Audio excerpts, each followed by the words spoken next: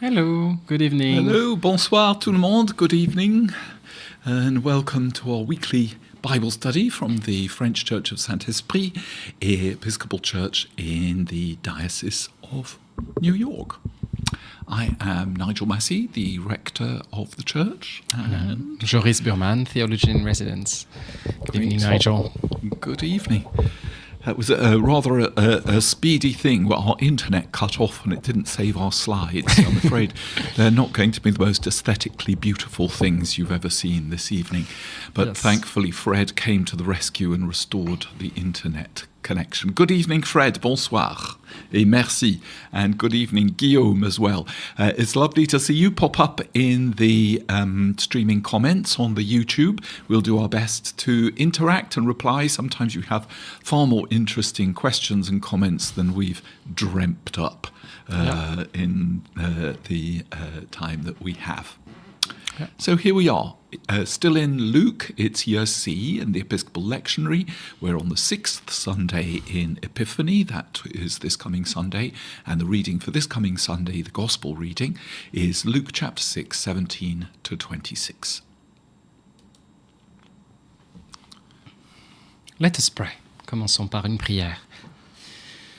O blessed God, who caused all Holy Scripture to be written for our learning, grant us so to hear them, read, mark, learn, and inwardly digest them, that we may embrace and hold fast the blessed hope of everlasting life, which you have given us in our Saviour, Jesus Christ. Amen. Amen. So we're going to read this passage 3 times through, in English, then in French, and then in a modern paraphrase version called The Message. So while we're reading, perhaps there's a phrase, a word, an image that comes to mind that strikes us. If so, pop it in the chat if you like, or have a little think about it, and we will see how those things are explored as we read through and study it in a little bit more detail in a moment or two. Here it is in the New Revised Standard Version, updated, is it called? Jesus came down with his 12 apostles and stood on a level place with a great crowd of his disciples and a great multitude of people from all Judea, Jerusalem, and the coasts of Tyre and Sidon. They had come to hear him and to be healed of their diseases, and those who were troubled with unclean spirits were cured. And all in the crowd were trying to touch him, for power came out of him and healed all of them. Then he looked up at his disciples and said, "Blessed are you who are poor, for yours is the kingdom of God. Blessed are you who are hungry now, for you will be filled. Blessed are you who weep now, for you will laugh. Blessed are you when people hate you, and when they exclude you, revile you, and defame you on account of the Son of Man. Rejoice in that day and leap for joy, for surely your reward is great in heaven, for that is what their ancestors did to the prophets. But woe to you who are rich, for you have received your consolation. Woe to you who are full now, for you will be hungry. Woe to you who are laughing now, for you will mourn and weep. Woe to you when all speak well of you, for that is what their ancestors did to the false prophets." Dans la traduction Nouvelle Français courant. Jésus descendit avec eux et s'arrêta en un endroit plat où se trouvait un grand nombre de ses disciples. Il y avait là une foule nombreuse, des personnes de toute la Judée, de Jérusalem et des villes de la côte, Tyr et Sidon. Elles étaient venues pour l'entendre et pour se faire guérir de leur maladie. Celle que tourmentaient des esprits impurs était guérie. Tout le monde cherchait à le toucher, parce qu'une force sortait de lui et les guérissait tous. Jésus regarda alors ses disciples et dit : « Heureux, vous qui êtes pauvres, car le règne de Dieu est à vous. Heureux, vous qui avez faim maintenant, car vous aurez de la nourriture en abondance. Heureux, vous qui pleurez maintenant, car vous rirez. Heureux êtes-vous si certains vous haïssent, s'ils vous rejettent, vous insultent et disent du mal de vous à cause du Fils de l'homme. Réjouissez-vous quand cela arrivera et sautez de joie, car une grande récompense vous attend dans le ciel. C'est ainsi, en effet, que leurs ancêtres maltraitaient les prophètes. Mais quel malheur pour vous qui êtes riches, car vous avez déjà votre bonheur. Quel malheur pour vous qui avez tout en abondance maintenant, car vous aurez faim. Quel malheur pour vous qui riez maintenant, car vous serez dans la tristesse et vous pleurerez. Quel malheur pour vous si tout le monde dit du bien de vous, car c'est ainsi que leurs ancêtres agissaient avec les faux prophètes. And here finally it is in the Message. Coming down off the mountain with them, he stood on a plain, surrounded by disciples, and was soon joined by a huge congregation from all over Judea and Jerusalem, even from the seaside towns of Tyre and Sidon. They'd come both to hear him and to be cured of their diseases. Those disturbed by evil spirits were healed. Everyone was trying to touch him, so much energy surging from him, so many people healed. Then he spoke. You're blessed when you've lost it all. God's kingdom is there for the finding. You're blessed when you're ravenously hungry. Then you're ready for the messianic meal. You're blessed when the tears flow freely. Joy comes with the morning. Count yourself blessed every time someone cuts you down or throws you out, every time someone smears or blackens your name to discredit me. What it means is that the truth is too close for comfort, and that person is uncomfortable. You can be glad when that happens. Skip like a lamb, if you like. For even though they don't like it, I do, and all heaven applauds. And know that you are in good company. My preachers and witnesses have always been treated like this. Oh dear, there's a bit missing. There's a bit missing. I think that must be the internet. That's I think that's where it cut cut off. Gosh. Yeah, sorry about that. So we're missing the woes from the Message. I bet they were really good as well. Yes. I could try to find them if you want. Yeah, Yeah. It's Luke I find them. 6. Yeah. Et bonsoir, Linnea. Welcome. We were just lamenting the fact that the internet was cut off in my study and it lost the end of the Message. And Joris is just looking up the woes in the Message because they're probably, well, I hope, they're too good to miss. Any luck? Yes, here they are. And all heaven applauds, treated you like this, yes. But it's trouble ahead if you think you have it made.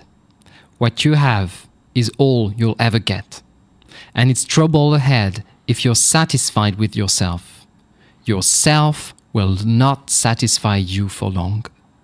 And it's trouble ahead if you think life's all fun and game. There's suffering to be met, and you're going to meet it. There's trouble ahead when you live only for the approval of others, saying what flatters them, doing what indulges them.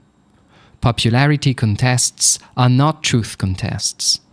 Look how many scoundrels preachers were approved by your ancestors. Your task is to be true, not popular.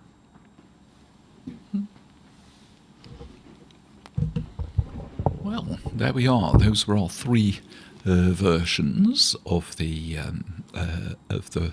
reading. Mm-hmm. So we're going to just have a look. Is there, I think that's our next question, is there something that struck us about those readings, either something that always strikes about it, or something that makes us think slightly differently about these readings, or something that leapt out for the first time? I think for me, it was how psychologically powerful the Message paraphrase was. Yes, that's quite Both in striking. terms of its blessings and in terms of its curses. It's very direct. That's the thing with this translation, right? It's trying to mimic how people speak, and it cuts through. It was one of those occasions where we're so used to these Beatitudes, whether they're from Matthew or from Luke, that they're not in Mark, I don't think. We're so used to them that they sort of slide over us. Yeah. And to hear them paraphrased makes you think about them in a slightly new way. At least for me, that's what happened. What I also find striking, I mean, we're going to talk about the difference between Matthew and Luke account of the Beatitudes, but in Luke, he's in a level place and he looks up to the disciples. And I find it interesting because this text has often also been used to kind of preach down on people, say it's like, blessed are you because you're poor. Yes. Can be kind of patronizing and be used in kind of abusive way too. But that's not at all the place from which Jesus actually addresses them. He addresses them looking up at them, so they're actually on the hillside, I think. That's what is happening on the mountain, and he's looking up. Which is, I find, which for some reason didn't make its way through in the French translation. So yes, I noticed that. I don't know. Yeah. I mean, I'm sometimes not very pleased with this translation. I think that's yet another instance. It was just before that, wasn't it? Yes. But on slide 6.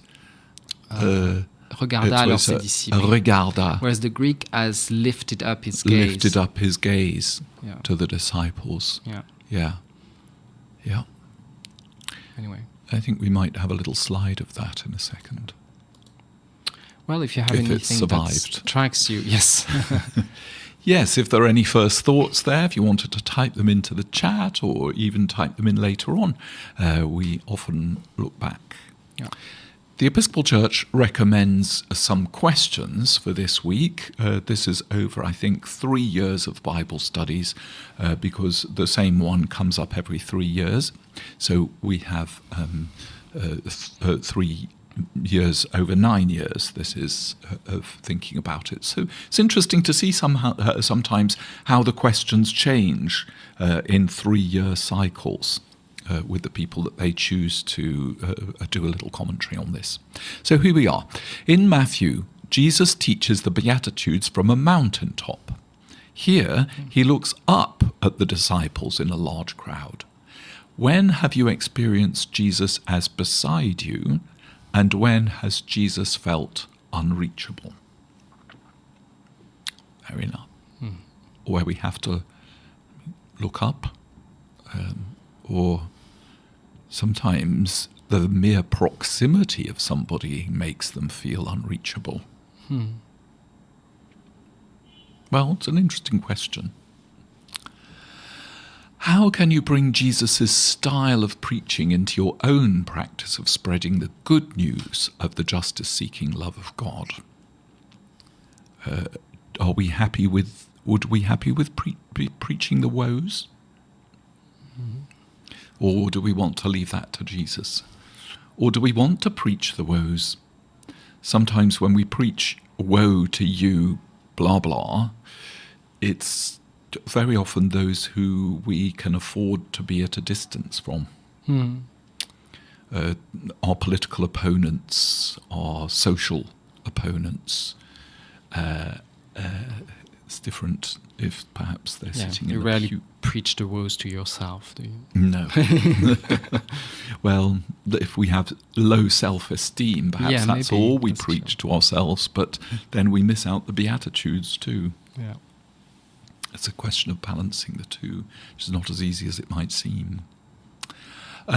Whom might Jesus be standing among today in terms of the blessings and the woes?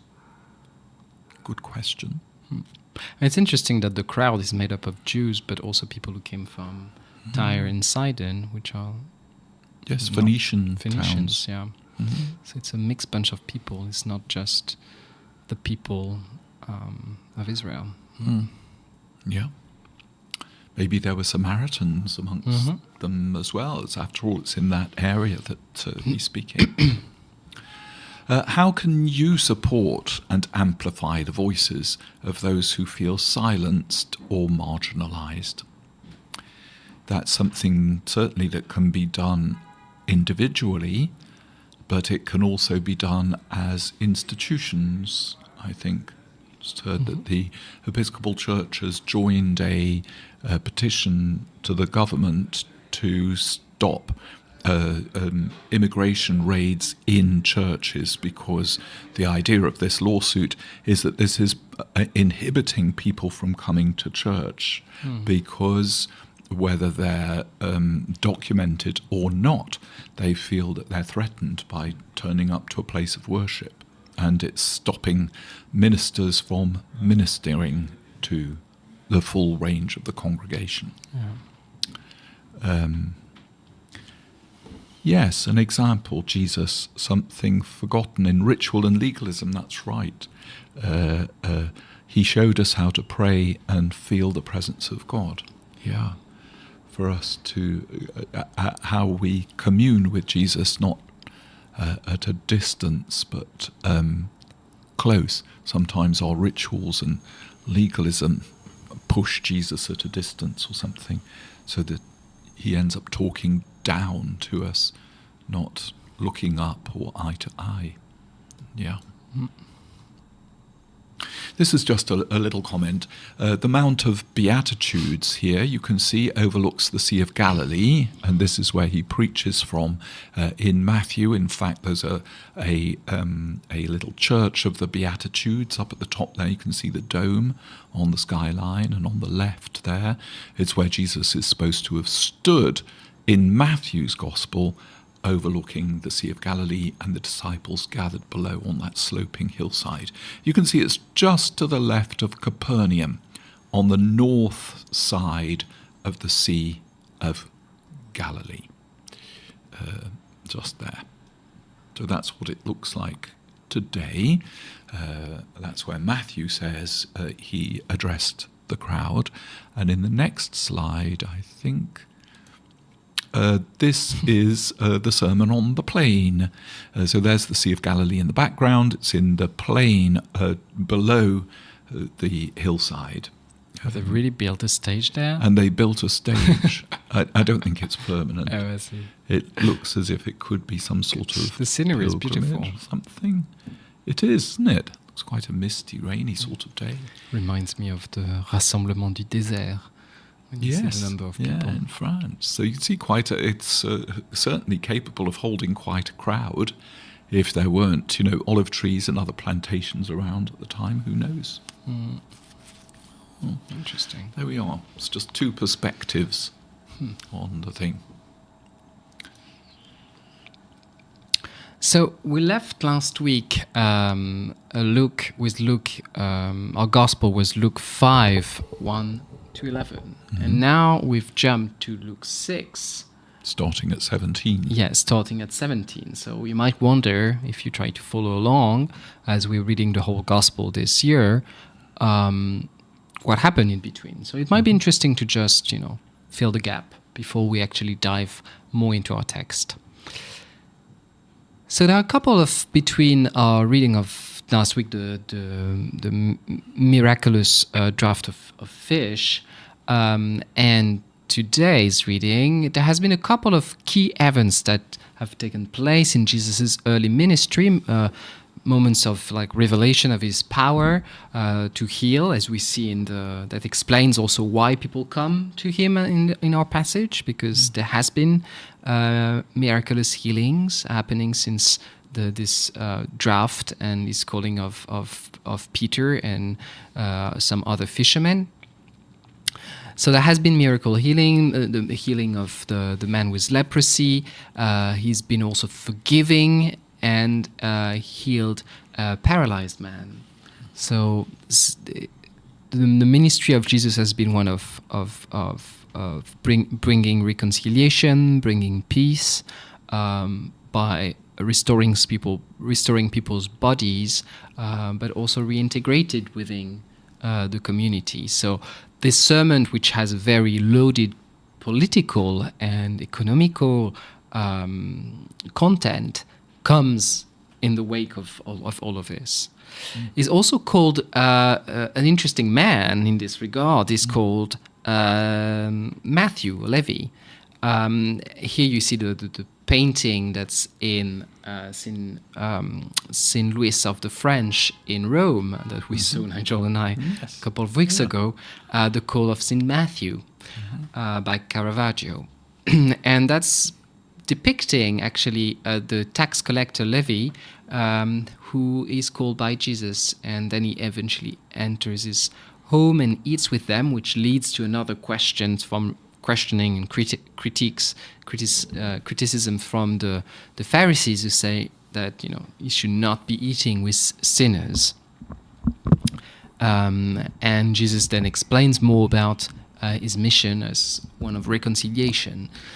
And here you see that's a very beautiful painting from Caravaggio, because you have the light coming through a window, but also leading to the hand of Jesus, which is also definitely an echo of the Sistine Chapel, the hand of God creating Adam. And here you have it's not so sure actually which one is Matthew. There has been a lot of questions about that. Is he the one here counting? Is he this one, but he's actually pointing to someone else because he thinks he's not being addressed? So is it, are you calling me or are you calling him? He's the one that's not looking here, the younger man here. So it's a very interesting painting as well. And this is an episode in the life of Jesus and beginning of his ministry, where the question of the integration of the rich, people like Levi, is at stake, and that's what we see again in the Beatitude when he says, "Woe to you, the rich." So it's not a overall condemnation. There are ways for the rich to come into the kingdom. And the story that we skipped, but that was between our gospel of last week and the gospel of this week, may actually be interesting, read in discussion with our text today. And it's certainly true there that Jesus begins in Matthew's gospel on the top of the mountain, and then he has to call them again when he comes down the mountain and sends them out in the commissioning. It's a point that's often made about the difference between Matthew and Luke in the setting of the Beatitudes, that Matthew wants to draw a very strong parallel with Moses, the lawgiver, because we'll see how that comes out in other ways in the Beatitudes themselves in a second, that Moses goes up the mountain and receives the law, and then Jesus goes up the mountain and declares the new law in Matthew, and then comes down the mountain, whereas in Luke the positioning of it is rather different, because he doesn't have the same concern to draw a very strong parallel between Luke and between Jesus and Moses. Yeah, so it's a good point. No, that's a very interesting point. And it's all linked with the teaching and the giving of the law in a way, especially the Sabbath, because there are a lot of controversies that happen also just before our text about the teaching of Jesus on fasting, when Jesus answers a question about fasting, using an analogy of a bridegroom and also the new wineskin to explain the newness of his teaching. So the fact that his presence is coming, his teaching, the way he invites people to relate not only to God but to each other, is actually turning upside down a lot of the expectations or the way people used to relate and think.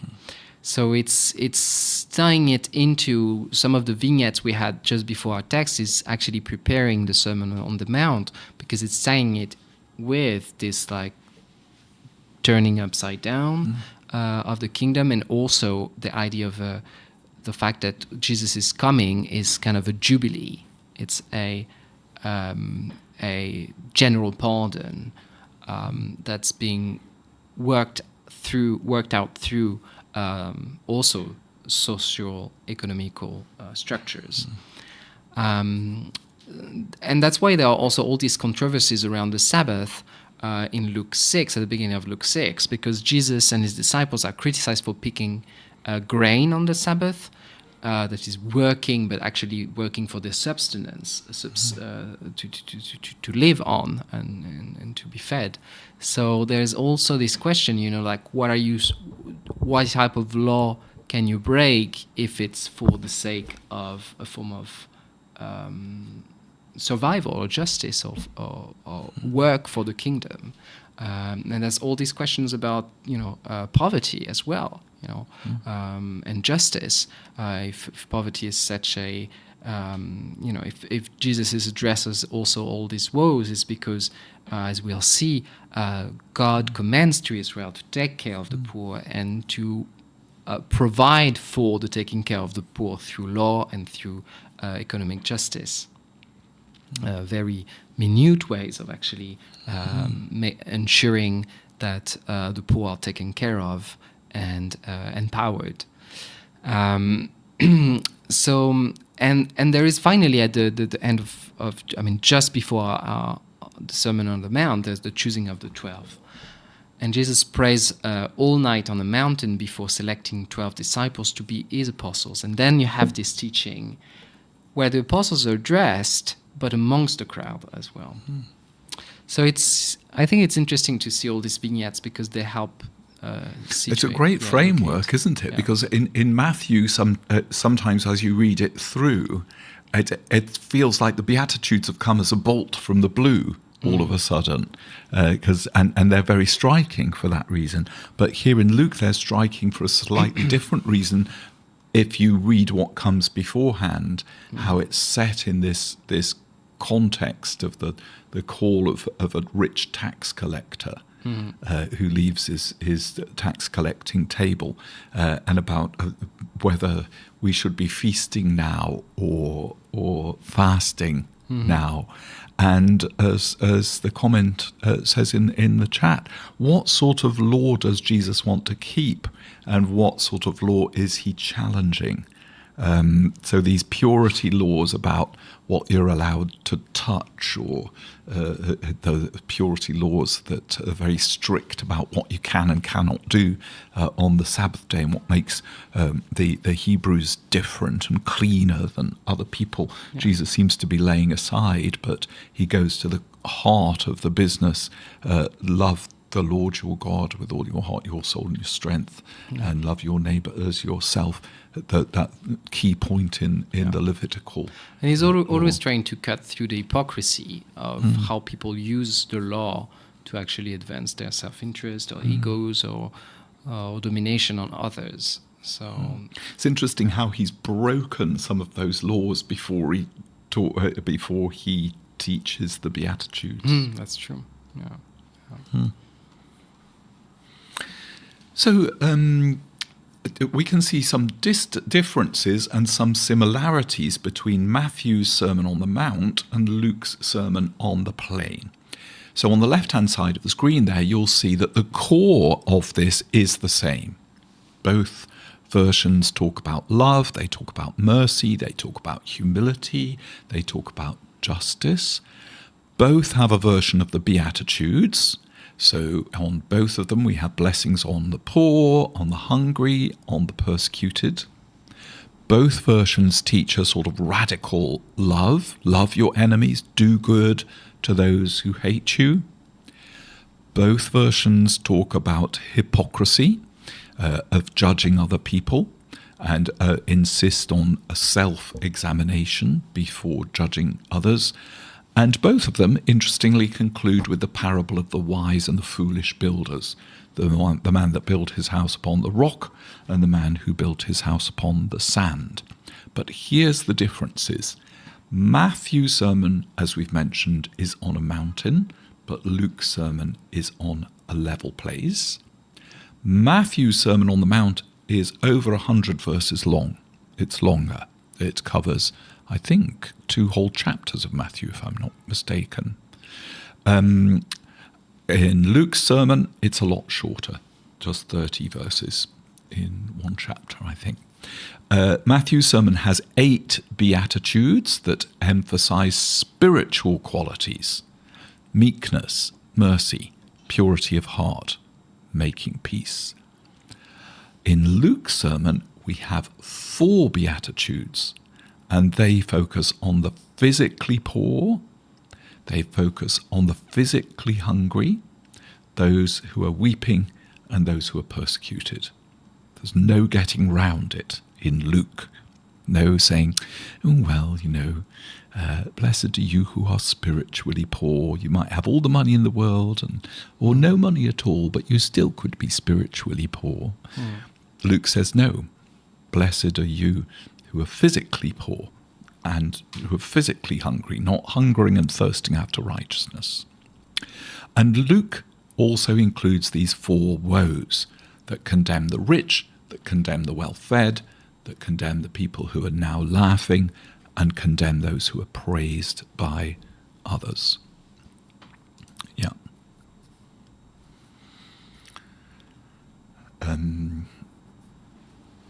Yes. That's often forgotten. Anything that gets in the way of loving God and our neighbour. Well, we actually, yes, Deuteronomy is actually core in the background of this text. As Nigel said, there's an emphasis in Luke compared to Matthew on a form of eschatological reversal of the world's order, more so probably.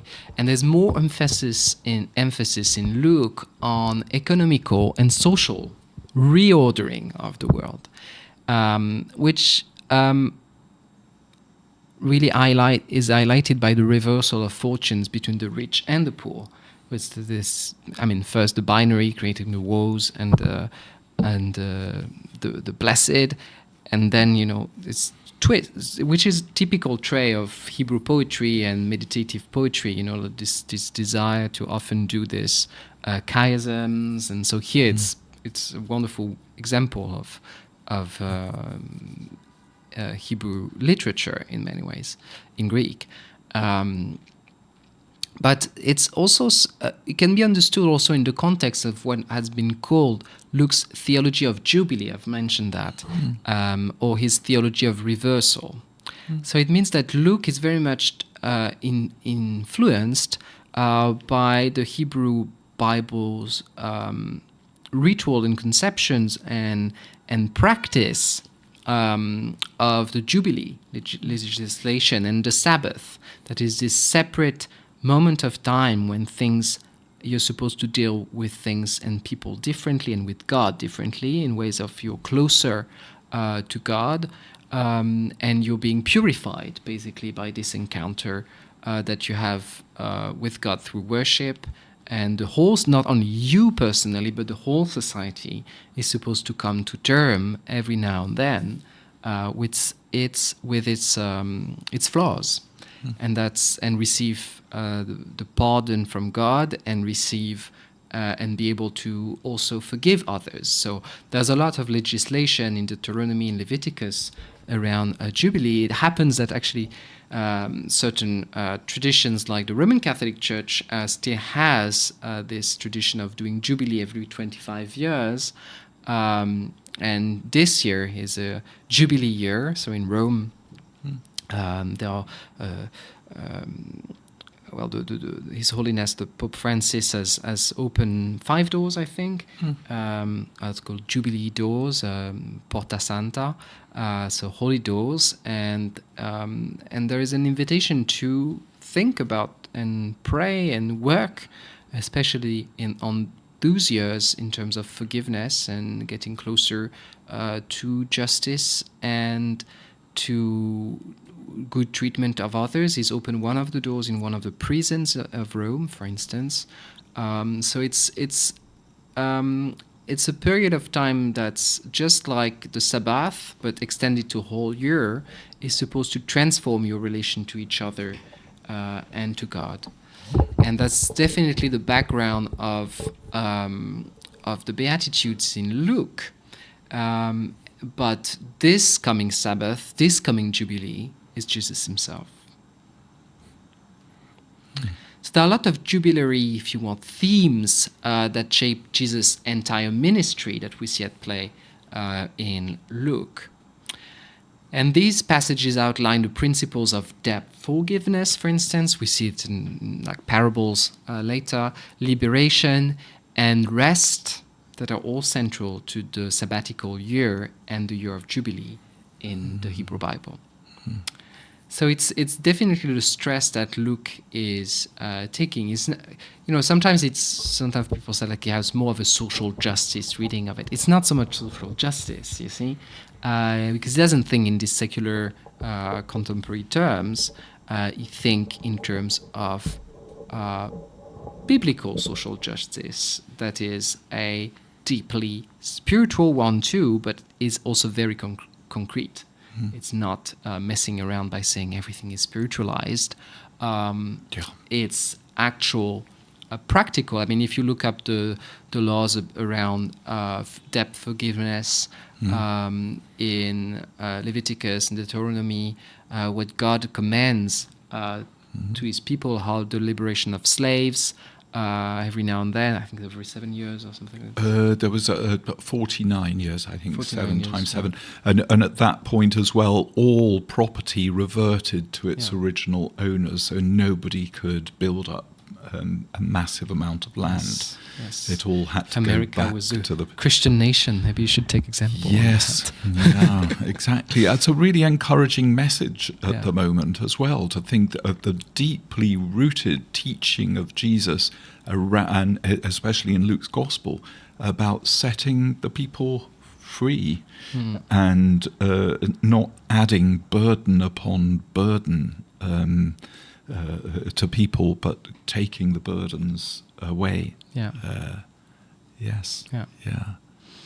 Whereas Matthew, I wouldn't say that Matthew has no, insistence on social justice whatsoever, but maybe the angle it's looking at is more through a more mosaic law approach, whereas not so much through the Sabbath and Jubilee angle, you see. It's true, it can all be reduced to secular terms, and we forget this sort of mystical and metaphysical meaning behind all of this, that where it all is supposed to flow from. It's one of my favourite quotations of Peggy. Everything begins in mysticism and ends in politics. We can't begin with the politics and expect to find mysticism in it, because there isn't any. I mean, for me, it reminded me of this book of Abraham Heschel, the Sabbath, too. He talks about the practice of the Sabbath in his Jewish tradition, and it's how it changes. It has actual physical changes on your life on the Sabbath day, and that's what Jesus is. That's what Luke is talking about too. It should have, this coming of Jesus in the world has means actual changing your habits. It's not. Doesn't it take us right back to the Magnificat? It does. Luke's quotation from Isaiah in the synagogue. Yes. And he's fleshing out the Magnificat here and fleshing out what he preached in the synagogue to proclaim the year of the Lord's favour. To release the captives, to give sight to the blind. It's very much on that. Yes, in Zechariah prayer and exactly. It's continuing these themes that you've seen. So reading Luke through the angle of Jubilee is quite interesting. Well, here are a few differences again. The Lord's Prayer, there we go. It is not included in the Sermon on the Plain, but Matthew includes the full Lord's Prayer in the Sermon on the Mount. This very important point that we were just making about the reference to the Mosaic law, Luke doesn't emphasize Jesus' role in fulfilling the law of Moses, but Matthew strongly emphasizes Jesus' teaching as a fulfillment of the law. So he repeats constantly this phrase, "You've heard it said, but I say to you. Yeah. Whereas that doesn't happen, that stylistic reverting to the Mosaic law doesn't occur in Luke. The tone and style are different between the two. Luke, as we've said, is more direct, it's more blunt. It's a very stark contrast there, but because he includes the woes as well as the blessings. So there you are. It's white and black, black and white. It's very direct. It's very blunt. Which is also kind of more akin to the reality of the Jubilee, because whenever of the Sabbath, because whenever you've actually entered that time, that is when it's the next day, you actually entered a different reality. You see, it's there's the beginning and the end, Yes. of that year, and there's the beginning of the end of the Sabbath as well. So it's not, it's something real. Yes, yeah, and I think that's one of the ways in which we can read this last point as well, that both sermons convey Jesus' teaching on how to live in the kingdom or the realm of God, the reign of God. Luke's account, as we've said, can be read as more socially focused because it's deeply rooted in the traditions of the Jubilee and the coming of Christ as a Jubilee coming, whereas Matthew has got this stronger emphasis on moral, spiritual righteousness. Yes. A form of expansion of looking at it through the lens of the law, of the Mosaic law, whereas Luke looks at it through the lens maybe of the Sabbath and the Jubilee. Yes, I think it's a good point about how you have to enter a liminal space to be able to understand it. If we stay rooted in the social or rooted in what we could just write off as spiritual, we would be misreading Luke and misreading Matthew as well. Yeah. If reading them together does form a sort of bridge, an arch, a gate to walk through Luke's and Matthew's account and hold together what we would call social and what we would call spiritual. Yeah. There's no messing with that in Luke or in Matthew. Yeah, we're very much influenced in our way of reading by secularization. Yes. And the fact that we, because of how society is set up, how even, non-profits are organized. You can be a church or you can be a secular non-profit. You don't pay the same taxes. Right. But why? You see, it's because we live in a society that thinks in terms of secular and religious, social and spiritual, and the reality is not like this.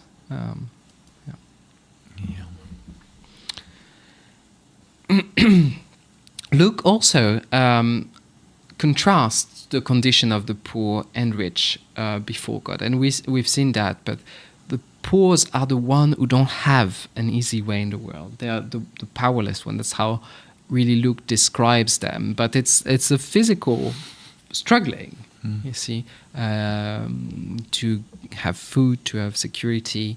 And Luke also shows the God of Israel as established rights for the poor in the Hebrew Bible. That's all this theology of Jubilee that's in the background of the Beatitude in Luke, which is definitely a really integrant part of God's covenant with Israel. And that's why, in a sense, when Jesus is doing that, he's calling them back to the covenant. A covenant that has rights, but also obligations, which are rooted, really, in the goodness and justice of the Creator, of God, who's taken care of his creatures. And he's sorting out through the chaos and creating order in this world. So the discourse of Jesus in the Beatitudes in Luke is definitely a form of reordering, of recreation, of sorting through the messiness of human injustice from grounding it in all the Hebrew Bible tradition of God providing for his people through rights and obligations too. So it is not taking so much through the angle of the law, but that's definitely part of the covenant of God and God of Israel with His people. And we see in this text, it's not only His people, it's His people and all who are here listening too, because He looks up to everybody, right? So it's also part of this extension of the covenant beyond the people of Israel. Through the people of Israel, blessings flow to all the nations. That was the prayer, of course, of Simeon. Simeon. Yeah. It's true. And it's this whole business about the golden rule of love your neighbour as yourselves isn't just to be found in Christianity, it's to be found in many, many other religions as well. And it seems as if once we lose our focus on a God of goodness and justice as being written somehow into the way in which the world was made, there's divinity in that, an enchantment in it, as we see in the chat. But if we end up labeling it sentimentality or superstition, we're actually cutting ourselves off from the Creator and the created order. And what Luke seems to be trying to do is to integrate those two back again, when it's all been boiled down to law, to say, no, this law flows from a place of goodness and justice, and if we pervert it, look down on people. Which is very difficult to do in a very legalist society when you have all codes of law.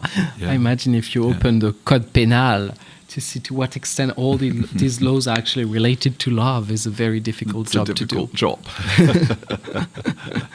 But that's really what Jesus is like, goading people to do and to think and, to be. And again and again, you have the insistence that the righteous person, the righteous king in the Hebrew Bible, are supposed to know the rights of the poor and defend them. You see that in Proverbs many times, but it's also, when God describes how the good king is supposed to be, he's talking also about himself. I mean, that's how God treats and behaves with his creatures. And Jesus here is portrayed as this figure of the one who is wise, who sets, who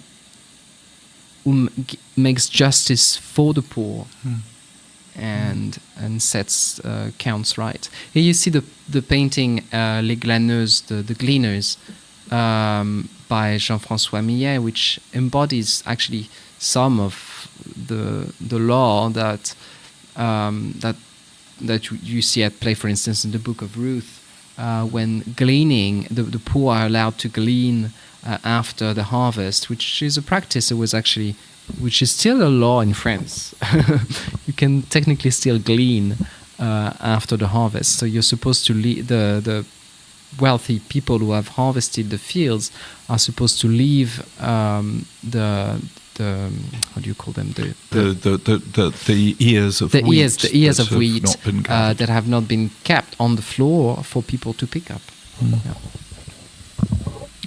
And as part of kind of the social laws built in the society. I wonder what it would look like today if we were to implement something similar. Yes, there wouldn't be an app called Too Good To Go where the things that would otherwise be thrown away are sold to people with expensive phones who can find their way to the local Dunkin' Donuts or something where they're selling them at $1 each instead of $3.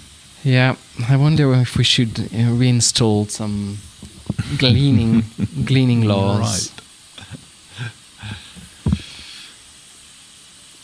So we all have we have this in Luke 2, this sort of eschatological element that Joris was talking about before.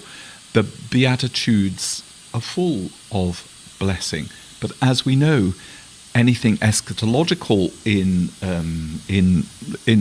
the Bible is both present and future. So you've got this tension in the Beatitudes that's right there. Are you blessed now? Why are they using then the future tense? For you will be such and such a thing. Blessed are you who are this now, but you will be. Yeah.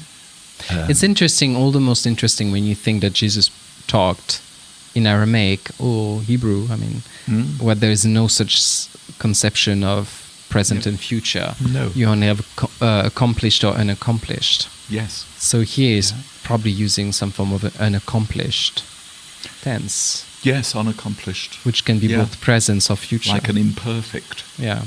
Yeah, we don't know when it starts, we don't know if it's still going on, and we don't know if it's finished. Yeah. Yeah. But what's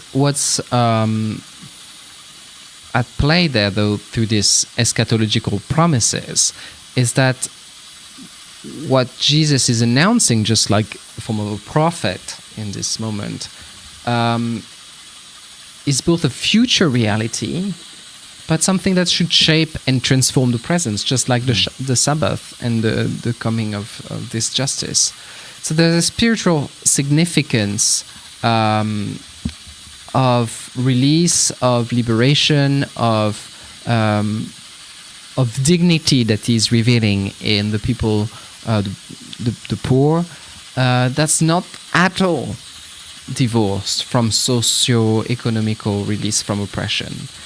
And we saw that through the laws on liberation of the slaves, pardon of debt, all the laws set up to provide for the poor. So it's actually very concrete.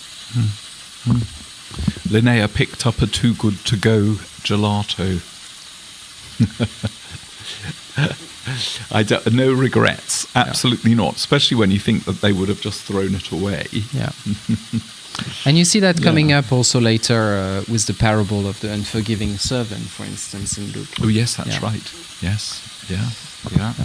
That's certainly a Jubilee sort of parable. Yeah.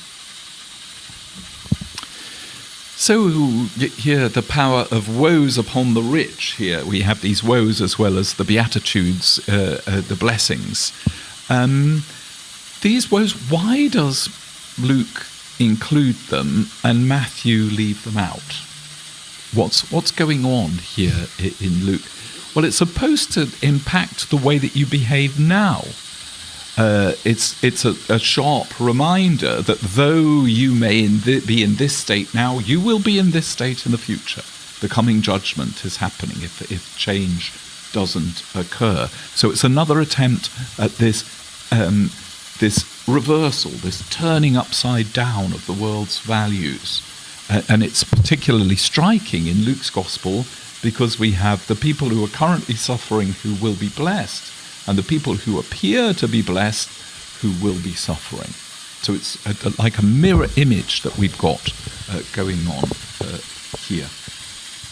So as we've seen, the rich in Luke isn't just, and in Matthew too, it's not just this socio-economic category, it's a spiritual reality as well.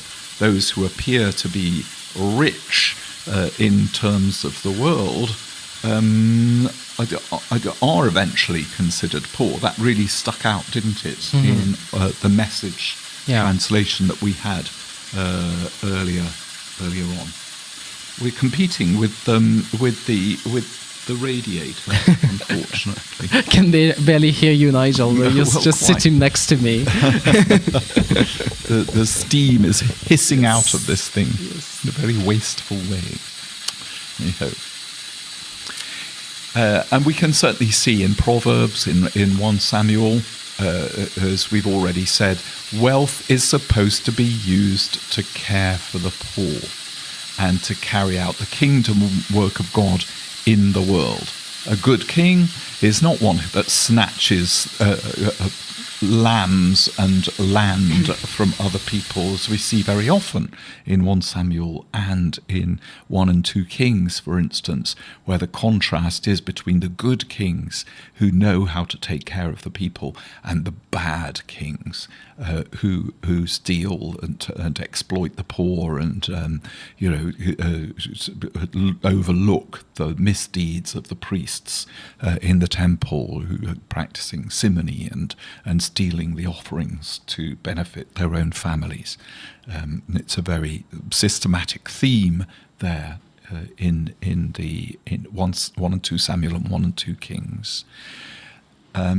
So as we can see in these Beatitudes, if the rich are not acknowledging the claim that God has on their wealth, they're going to be placed outside God's blessings. I liked the picture on the left-hand side. It reminded me of that joke about offerings in the church where they say, how much do you keep? And one of the priests said, I just throw it up in the air, and anything that God doesn't want, he sends back down to it. Gosh, yeah. It seems to be saying that on the left-hand side. Like the champagne glass. The champagne glasses. The skeletally thin. Anyway, that's for sure. Yeah. Did you want to talk to this one?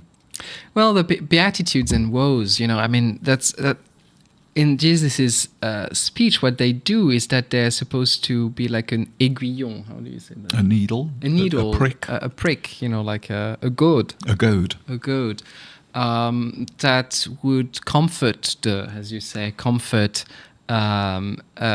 uncomfortable and make uncomfortable the people who are comfortable. So there's definitely something that's supposed to set you on the walk of discipleship there, whoever you are. So it's definitely both the Beatitudes and the woes are shaping disciples as citizens of God's kingdom, a kingdom of justice, a kingdom of blessing for all, not blessing to be hoarded, to hoard. And it also describes a world that you see in Revelation of no hunger, no thirst, no suffering, and what Jesus is doing is really calling for the actual beginning of the realization of this kingdom now and here. And of course, we don't see it everywhere at play, and that's the reality in which we live, this eschatological reality. But there are many ways in which you actually see whenever the dignity of people is acknowledged and valued, and whenever there is this mindset, the spirit of the kingdom shaping the life of people and communities, you see it. And here, that's why I wanted to put a picture from A.T.D. Carmonde, in the person sans valeur. There is nobody without worth. And that's definitely what, I mean, we're actually, it's a way to announce also, if you want to come to the movie night we're having on Tuesday, where we're going to watch at 7 p.m. A movie about the founder of A.T.D. Fourth Word, whose work was about coming himself from poverty, not only provide for the poor and help them, have a sense of dignity, but also try to find actual social, economical way of countering poverty from the experience of the people who live in poverty. That is not teaching up, but just like Jesus in Luke, look up to the poor and have them be the leaders, the disciples, the one who are going to be sent to bring everybody back into God's fold, into God's kingdom of justice and peace. And that's, I find ATD, not only the mission of ATD, but spirituality in a way, quite interesting in this regard, because it really embodies the Beatitudes. And we know that the Beatitudes was also at the core of the post-Second World War theology, thinking of the influence it had on Martin Luther King, all the peace non-violence movement. Dietrich Bonhoeffer as well wrote extensively about the Beatitudes and how the Beatitudes, in face of adversity, in face of injustice, is the go-to of Christians. That's right. And we know that Luke and Acts authored by the same person, probably. So we can see that these Beatitudes, in terms of their blessings and their woes, acted out in the book of the Acts of the Apostles. So in Acts 4:34, for instance, they say the early Christian community shared everything. Nobody was in need. Of course, there were problems around that, as we read in the distribution of food to the widows, for instance. Do the Jewish widows get it before the Gentile widows? And we hear this grisly story of Ananias and Sapphira, where they withhold their property and don't give it for everybody to share, and they are struck down. This is in St. Peter's Basilica. It's called the Altar of the Lie, and you can see this is what happens if you lie to St. Peter. There we see, I think it's Sapphira who's prone. Which is interesting because this story is kind of illustrating the Beatitudes. Yes, just, it is. Same author, but next book, Acts. Yeah.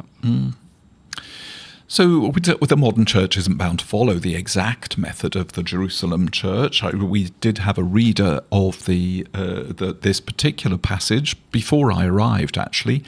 He lived in Maine, and he was a member of the vestry, and the church used to pay for him to come down to Saint-Esprit to read one of the lessons from time to time and put him up in the Knickerbocker Club, of all places. That was not cheap.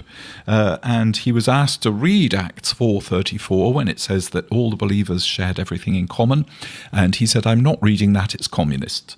And the vicar at the time said, "You'll read what you're told to read because we've paid your fare and we've paid for your accommodation. That's communist as well."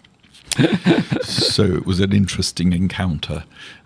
So we can see that though we don't have everything in common, we share what we can with those who are in need. We have to join the drive to eliminate poverty, not to say you're stuck in that position because it's your own fault. You should pull yourself up by your own bootstraps. We are there to bring about dignity where the dignity has been deprived. We're there to give people a hand up, not to squash them down. And we can do that practically, and we can do that through the sharing of our resources and writing references for people, supporting them when they're applying for jobs or trying to negotiate a legal system that they can't afford to hire an expensive lawyer to do. The church is there, or should be there, for all of those things, not just to pay expensive choirs, but to be there to feed not just people's spiritual needs, but practical needs as well. Yeah, and not only the church. I mean, we say the church, but in the Hebrew Bible, it's very clear that political authorities should also take this as their mission. Indeed. Yeah. Well, we're almost there. So it's definitely God's will that there is some form of economic justice, and that the furthering of it in social structures, that is through the life of people, of real discipleship, of fostering this sense of justice in community. It's how the Holy Spirit works, and it's how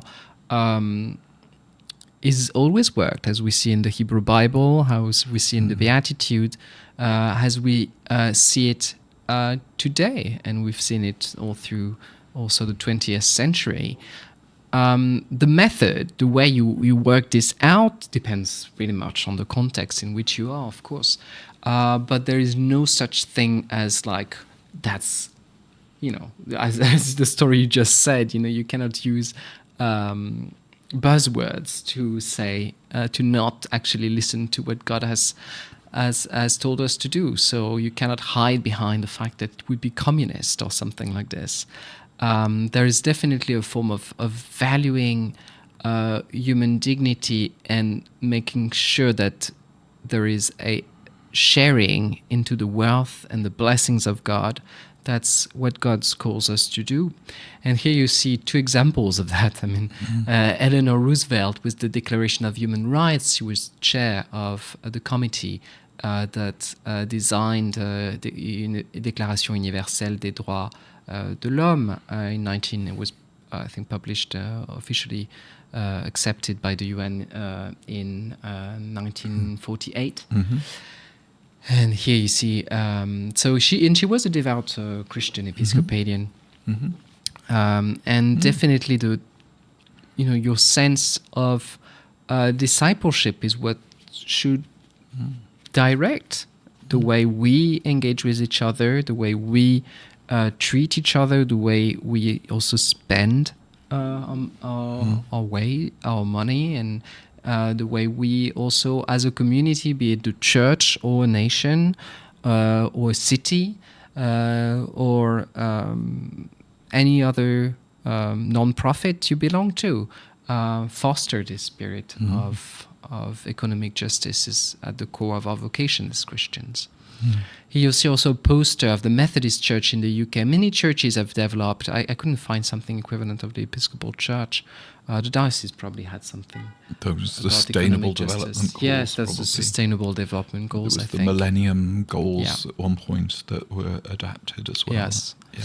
So the 6 hopes for society, I mean, it's a bit of a marketing type of thing, but it kind of gives you an idea of different angles in which the Methodist Church in the UK, and we know that the Methodist tradition has been actually spearheading social justice, and some people have said that if there has not been such a some scholars have said if there have not been a révolution in the UK, it's because there was the Methodist Church and Methodist movement that were listening to the needs of the social and economical needs of the poor and classes that felt unheard in other social economical structures like in France. And so the Methodist Church has always had this vocation of kind of transforming society as well, according to the gospel. It could lead also to to them supporting prohibition or other things like this. But here you see 6 hopes for society. One is a just economy that enables the flourishing of all life. Another one is a planet where our environment is renewed. Another one is a society where the poorest and most marginalized are at the center. Just like Jesus looks up to these disciples and addresses them. A word which works actively for peace, a society that welcomes the stranger, which is also what Jesus does when he preaches to people from Tyre and Sidon, and a politics characterized by listening, kindness, and truthfulness. Yeah. So these are definitely vocations that, as Christians, we can uphold and try to work out in many different aspects of our life. Yeah. There's a couple of interesting comments there on the chat about the Canadian Methodist who was involved in the Universal Declaration of Human Rights, John Peters Humphrey, who's a Canadian lawyer. Some of those things are based on the Edict of Nantes, actually, about certain discussions about freedom. Also, Jesus said, "The poor will always be with you." He was a very realistic assessor of the human condition, but that didn't mean, he said, there's nothing you can do about it. There's a balance to Jesus' teaching around that that's very important. And Mel Gibson has probably about 10 houses, and probably his wealth is in the tens of millions of dollars. I'm not saying it's not sad that he lost a house, but his if anybody could afford to lose a house, Mel Gibson would be one of them. It's interesting that he said, the Lord gives and the Lord takes away from me. I'm wondering how many houses he's given to the poor. Yeah. Never mind, I haven't done that either. But maybe they've been burnt up like a burnt offering. Like a burnt offering, yes, yeah. Well, God's claim on our social, economic and political life, we cannot form a bracket and say God doesn't belong in that bit. Mm-hmm. God is involved in every aspect of it. And these Beatitudes have really driven that home. Calvin there on the right. With a beard and with a beard and a hat. We have many pictures of Calvin in the archives, if anybody's interested. Well, I think we lost some of them in the... there was a bit of a flood. Yes. Well, the Lord gives and the Lord takes. Or the neighbours take away if they let their bath overflow. Wealth, money, power, all of those things are intended to be means of grace. They're not bad things in themselves.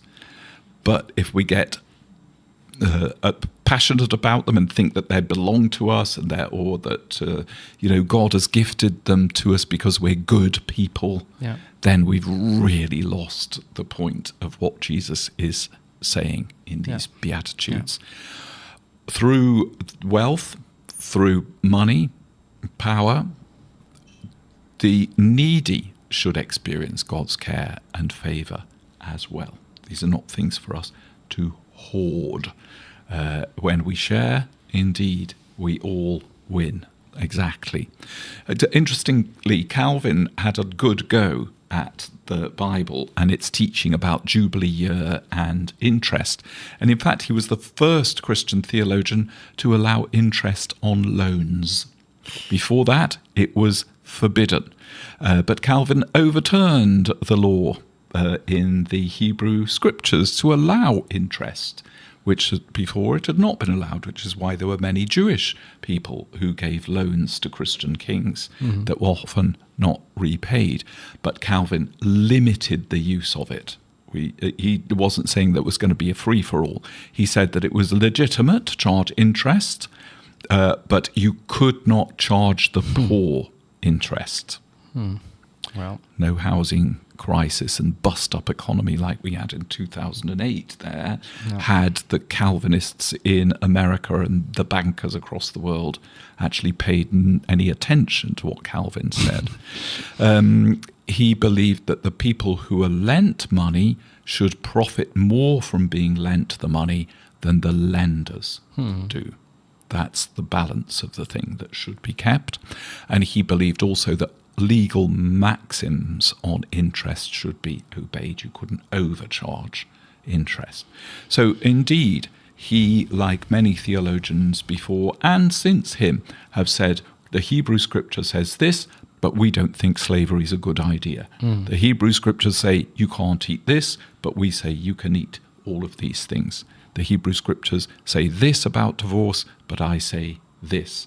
The Hebrew scriptures say you can't eat blood, but we say this.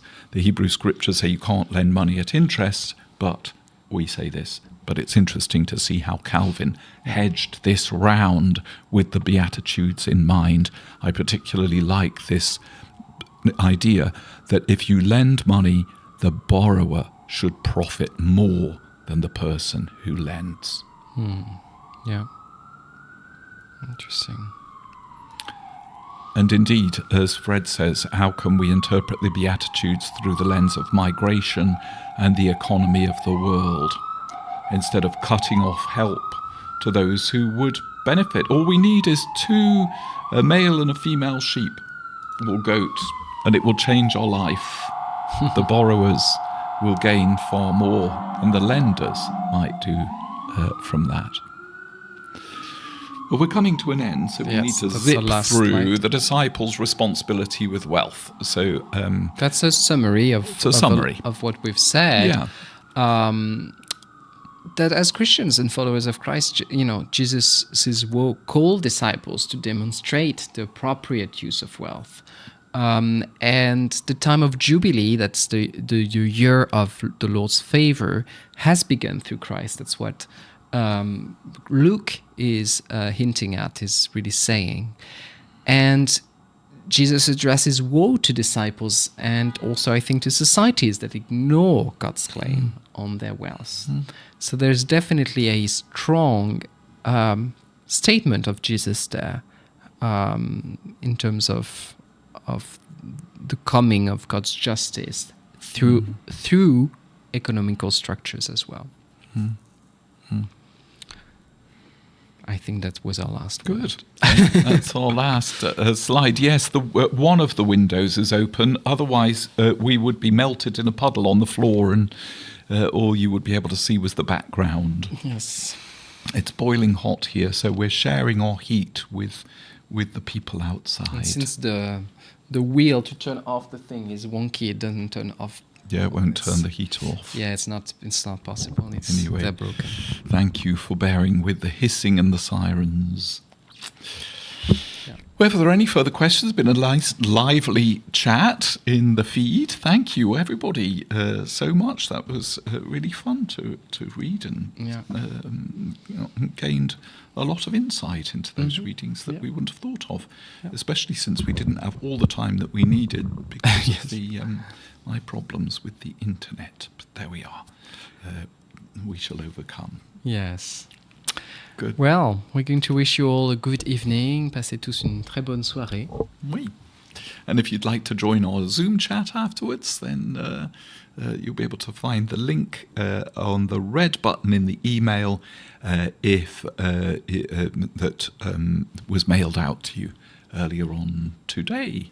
In fact, this afternoon. So it should be fairly up there in your inbox. Great. Well, thank you. Bon. Thank you. Merci. Bonne soirée. Et bonne soirée. Ciao.